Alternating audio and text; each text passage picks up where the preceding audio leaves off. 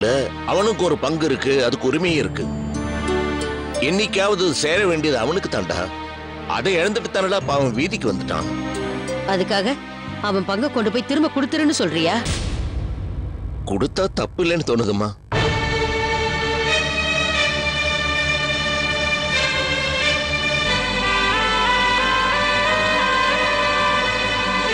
அம்மா யோசிச்சு பாருங்கம்மா. போகும்போது இனத்தமா வாரி சுருட்டி எடுத்துட்டு போறோம். அந்த பிரேம அப்படித்தான் நினைச்சா, பெரிய புத்திசாலின்னு நினைச்சுக்கிட்டு நம்மளை கவுத்து அத்தனை சொத்தையும் சுருட்டிக்கிட்டா. கடைசியில் என்ன பலன்? இன்னைக்கு அவ புருஷன் கோயில் வாசல்ல பிச்சைக்கார மாதிரி நிக்கிறான்னு வந்தவர் சொல்லிட்டு போறார். அப்படித்தான் எதுவுமே நிரந்தரம் இல்லம்மா. அவளை விட புத்திசாலியா நீ இருந்தேன்னா அவ சொத்தெல்லாம் உனக்கு, உன்னை விட புத்திசாலியா யாராவது இருந்தா நம்ம சொத்தெல்லாம் யாருக்கோ. மாமா என்ன பேசுறீங்க நீங்க? இன்னைக்கு இந்த சொத்து நமக்கு திரும்பி கிடைச்சதுக்கு காரணம் நம்ம புத்திசாலித்தனம் இல்ல, நம்ம கிட்ட இருந்த நியாயம். நேர் வழியில அவளை ஜெயிக்க முடியலன்னு தான் ஒரு சின்ன டெக்னிக்கை யூஸ் பண்ணி அவ வழியிலே அவளை ஜெயிச்சிருக்கோம். புரியுதுமா, நாம பண்ணது நியாயம் இல்லைன்னு நான் சொல்லல. ஆனா நியாயம்னு பார்த்தா பூர்வீக சொத்துல அவனுக்கு நியாயமா கொடுக்க வேண்டிய சொத்தை கொடுக்கறதானமா நியாயம். ஆனா எப்ப அவன் பிரேமா செஞ்ச தப்பெல்லாம் புரிஞ்சு அவகிட்ட இருந்து விலகி போயிட்டானோ, அந்த நிலையில அவன் தவிக்கிறத பார்த்துட்டு நம்ம எப்படிமா சும்மா இருக்க முடியும்? நீங்க என்ன சொல்றீங்கன்னு எனக்கு புரியலப்பா. ஆனா தப்புன்னு மட்டும் தோணுது. இல்லடா முத்து, இது ஒரு அண்ணனோட கடமை. 1000 தான் இருந்தாலும் அவன் என் கூட பிறந்த தம்பி. அவன் இப்ப கஷ்டப்படுறான், தெரு தெருவா அலையறான்னு கேட்கும் போது நெஞ்சு துடிக்குதுரா. படட்டும்பா, நல்லா படட்டும், பட்டு திருந்தி வரட்டும், அப்ப அவருக்கு ஏதாவது பண்ணுவோம். அது வரைக்கும் எதுவும் பண்ண வேணாம் தான்ப்பா சொல்றேன். முத்து, நீ வெறுப்புல பேசுறடா. வெறுப்பு நெருப்பு மாதிரிடா, அது எங்க இருக்குதோ அந்த இடத்தாண்டா சுட்டு பொசுக்கும். பாவம் அவன் சித்தப்பன் புத்தி பேதரிச்சு போய் சொத்தெல்லாம் இழந்துட்டு இன்னைக்கு ஒரு பிச்சைக்கார மாதிரி தெருவுக்கு வந்துட்டான்டா. அவனுக்கு சேர வேண்டியதை கொடுத்து இனிமையாவது புத்தியோட பொழைச்சுக்கன்னு சொன்ன என்னடா தப்பு? எதுக்குப்பா சொல்லணும்? இல்ல எதுக்கு சொல்லணும்? ஊரே பார்த்து கையெடுத்து கும்பிடுற மனுஷன் நீங்க. உங்க மேல அவ ஒரு பழிய போட்டா, ஏன் எங்க அண்ணன் மேல இப்படி ஒரு பழிய போட்டேன்னு வெட்டி போட துப்பு இல்லாத மனுஷனுக்கு சொத்தை எழுதி கொடுக்க சொல்றீங்களா? நம்ம சொந்த வீட்லயே என் பொண்டாட்டி பொள்ளையோட வாழ முடியல, அதுக்கு காரணம் சித்தப்பா. இன்னி வரைக்கும் நான் அதை மறக்கலப்பா. இப்ப நம்மளுக்கு அந்த வீடு சொந்தமா இருக்கலாம், ஆனா அந்த வலி இன்னும் போகலப்பா.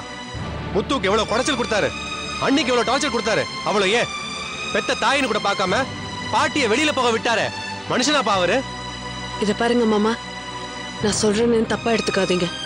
உலகத்திலே ரொம்ப பெரிய விஷயம் ஒருத்தர் மேல இறக்கப்படுறதும் பரிதாபப்படுறதும் தான். ஆனா நம்ம யார் மேல இறக்கப்படுறோங்கிறது கூட யோசிச்சுதான் பண்ண வேண்டியிருக்கு. பாம்புக்கு கொத்துற கஷ்டத்தை கொடுக்க கூடாதுங்கிறதுக்காக அதோட வாயிலையா நம்ம கை வைக்க முடியும்? அம்மா, நீ சொல்றதெல்லாம் நிஜத்தாம்மா. இருந்தாலும் என் தம்பி இல்லையாம்மா, கூட பிறந்தவன் இல்லையா? அவன் இன்னைக்கு தெருவில் பிச்சைக்கார மாதிரி நிக்கிறது என்னால பாத்துக்கிட்டு இருக்க முடியலம்மா. அதனாலதான் சொல்றேன், அவனுக்கு கொடுக்க வேண்டியதை கொடுத்துடலாமா, அதுக்கப்புறம் அவனோட பேச. பாரு கந்தசாமி, இந்த எண்ணத்தை இதோட வெட்டி எறி. நீ சொத்தை கொடுத்தேன்னா அதனால அவன் ஒண்ணு திருந்த போறதில்ல.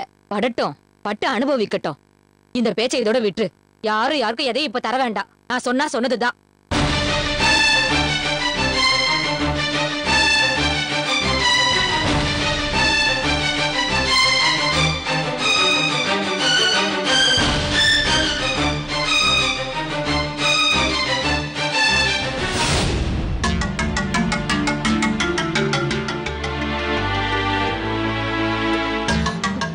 கேட்டனா உங்க சொந்தக்காரங்க வீட்டு ஃபங்க்ஷனுக்கு என்ன கூட்டிட்டு போங்கன்னு வரமாட்டேன்னு சொன்னவள வழக்கட்டாயமா இழுத்துட்டு போய் இப்படி அசிங்கப்பட வச்சிட்டீங்களே. அவங்க எவ்வளவு கீழ்த்தரமா நடந்துக்குவாங்கன்னு நாங்க எதிர்பார்க்கவே இல்ல அவந்திகா. வயசானா யாரானாலும் இப்படிதான் கோக்குமாக்கா பேசுவாங்க போல இருக்கு. ஆக்சுவலா அந்தம்மா இப்படி பேசுறவங்களே இல்லம்மா. நான் 1 or 2 டைம்ஸ் மீட் பண்ணி பேசியிருக்கேன். நல்லாதான் பழகுவாங்க. எல்லாம் என் தலை எழுத்து, வேற என்னன்னு சொல்றது. பட் ஒன் திங், இன்னொரு தடவை ஃபங்க்ஷன், சொந்தக்காரங்க கல்யாணம், கருமாதனி எங்கயாச்சும் என்ன கூப்பிட்டீங்க, அப்புறம் நான் கொலகாரியா மாறிடுவேன். கமான் அவந்திகா, எதுக்கு இவ்வளவு டென்ஷன் ஆகுற? தொடச்சி போட்டு போயிட்டு உன் வேலையை பாப்பியா? எப்படி டாட்? இன்னைக்கு இவங்க கேட்டாங்க, நாளைக்கு இன்னொருத்தவங்க கேட்பாங்க. பாக்குறவங்க எல்லாம் கேட்டுக்கிட்டே தான் இருப்பாங்க. எங்க வீட்ல மாதவனுக்கும் இதே பிரச்சனை தான் வந்துச்சு. அவரோட ஃப்ரெண்ட்ஸ் எல்லாம் ஏன் இன்னும் உனக்கு குழந்தை பிறக்கல, ஏன் இன்னும் உனக்கு குழந்தை பிறக்கலன்னு கேட்டு டார்ச்சர் பண்ணிட்டாங்க.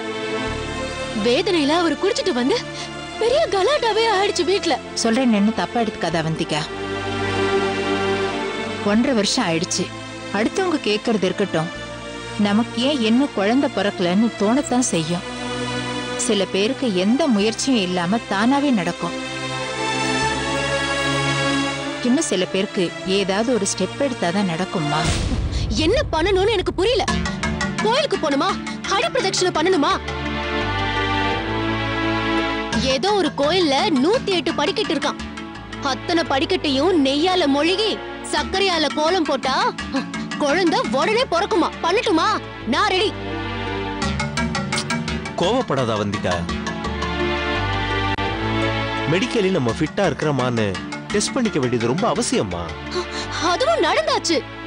டெஸ்ட் ரிசல்ட் எல்லாமே அம்மா கிட்ட கொடுத்திருக்கேனே. உனக்கு தான் டெஸ்ட் பண்ணியாச்சேம்மா. ஆனா அவருக்கு பண்ணணுமே.